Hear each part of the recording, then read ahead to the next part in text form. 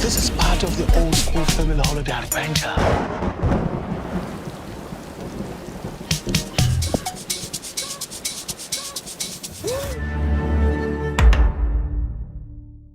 Kalikalikalow, and we are back with another episode from the Critics Collective. And for today's episode is going to be something a little different.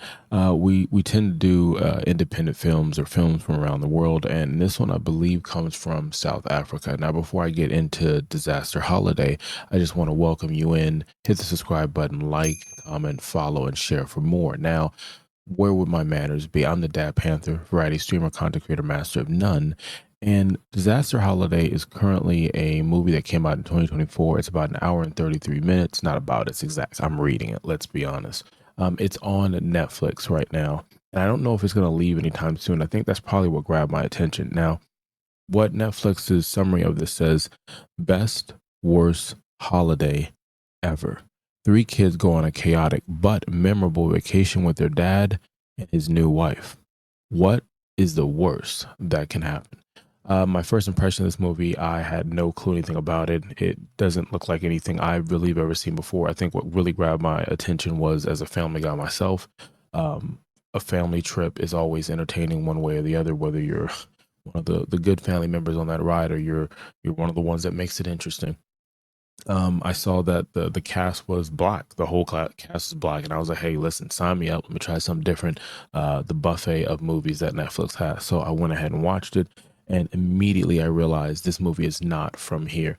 I had subtitles on. You can hear them switch between whatever the language is over there, but not in a way that it threw the flow off. It was almost like I'm from Miami originally, so it's like Spanglish. You're used to kind of hearing it, and for this, I was just used to the fact that they were switching the language, the subtitles was there. And for me, someone who watches animes and watches international films where subtitles are there, I was perfectly fine with it. It wasn't anything that I don't think you, the casual viewer like myself, would say anything negative about.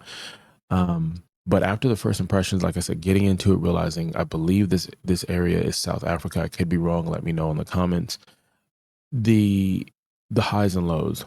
The lows for this movie was, even with maybe 3 minutes over the time I normally prefer, which is an hour and 30 minutes, I still felt it was too long. I think if they would have shortened it up around an hour and 17 minutes, I think this would have been a better pacing on it.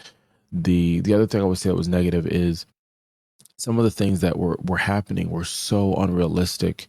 And maybe, and I'll just say it was just me, maybe it's because my overthinking.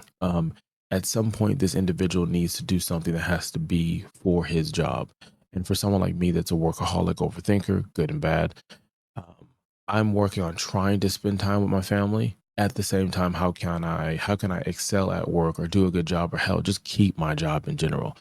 So for me, the overthinking in me kept saying, well, if you just did this, then you wouldn't have to worry about this. And if you did this and prepped and planned, then your execution would be better on this. So that's more or less for me. The good thing I would say about it is the cast. The kids in this did a really good job acting in this one. There's a smaller one who's really the star of it, in a way. I thought she did a phenomenal job as far as the acting.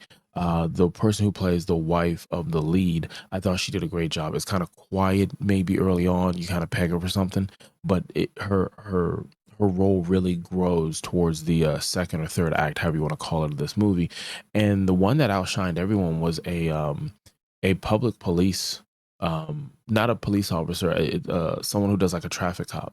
And she was hilarious. I thought she was hilarious, and I thought she did a really good job. All the characters were nice. The setting was great. The fashion, the view, it's popping over there. And I really enjoyed the package they were putting together. The other thing I enjoyed was the story. There was a sentimental part of the story that we can all connect to, regardless where you're at on the world, regardless the color of your skin. And I love that whenever you watch a movie, the directors and the writers, they give you a story, they immerse you in this universe, and you just enjoy the story for what it is. Now, with that being said, it is time to rate this. Our rating system is simply put, it goes from 0 to 5. Now, we do keep in mind if it's a low budget film, an indie film, film from all over the world, maybe the language is different. We do keep that in mind when we go ahead and rate this. Now, the rating goes from 0 to 5, 5 being amazing, excellent, some will say, and 0 being horrible. put in the comments what you would rate this movie if you checked it out, or maybe you're watching it now and then you're going to come back and put in the comments. Now, for this one, I'm going to rate this one a solid 3. There was a few things, nothing too crazy that was memorable, but the storyline was good, and it opens the door for me to check out more movies like this. I know we've reviewed movies from this region before. We'll continue to do that. Yeah, I would say it was a good watch. So I'm going to say 3 is what I would go ahead and put the rating for this is. Make sure to hit the subscribe button, like, comment. And you could have been anywhere in the world when you chose to be here. And I greatly appreciate that. Until next time, kalika allow.